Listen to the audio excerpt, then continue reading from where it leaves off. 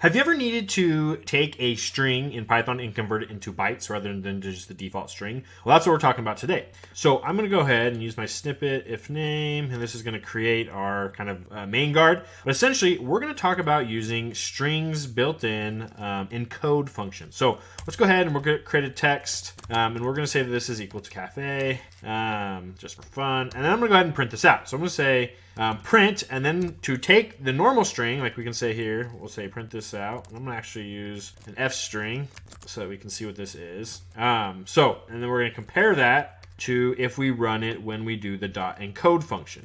Now, by default, when we use this .encode function, it's going to use an encoding of UTF-8 and error strict, meaning that if it encounters a problem, it's going to error out.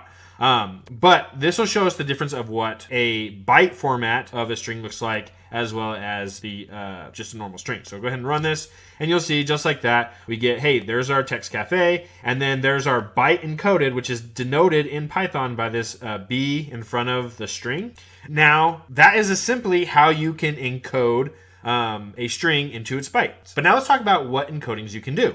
So like I mentioned, the default encoding format when you do this .encode function is going to be UTF-8. Now, you can use different encoding schemes. Like for example, if I want to do UTF-16, UTF-16, I could do this. Granted, I have to be careful though because I'm in a formatted string. So because I have used the double quotes here, I need to also use single quotes inside this one. And if I go ahead and run this, you'll see that that is the UTF-16 encoding when you do take this cafe text and convert it using UTF-16. Again, you can do like 32, and that'll give that encoding. And then you can also do like ASCII, and we can run that. And that'll just give you the different encoding schemes, right? Now, if you're interested, leave a comment below, and I can go and create a function that can actually, or I can go and create the code or show you the code that can kind of print out a whole list of the types of encodings that your machine and the stuff that you could do. But now let's talk about what happens if you encounter an error. Like, this encoding scheme, they use strict encoding.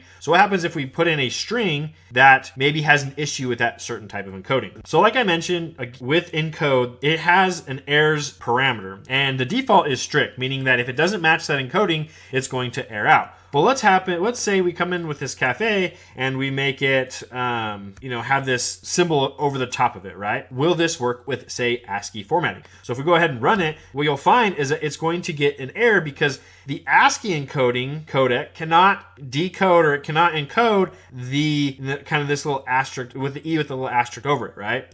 Again, I don't know the name of that symbol. Apologize. Correct me in the comments below. But essentially, it's having an issue, right? So if we just say, hey, I want you to ignore any errors, you can do that. You can come in here and say something like errors, and then give it a string of ignore. Oop, I gotta be careful because I'm in an F string. I can say ignore. And if I go ahead and run this now, what you'll see is it kind of gave us back some encoding, but you'll notice that it kind of left off that last character, which may or may not cause issues in whatever you're trying to do, right? Like if you're trying to send stuff over a network, and you have to encode it, this may not be the thing that you want to do, is ignore errors. And that's kind of why the default is set to strict. But essentially, this is how you can use the encoding function and the different parts of choosing different encoding schemes. Like if I change this back to UTF-8, and there we go and run it, you can see what it prints out. But just like that, and then we can even try this with taking this, going back to strict. Actually, if we take all this back out, this goes to the default, which is UTF-8 and strict, and we go and run it, and then there's our encoded string. So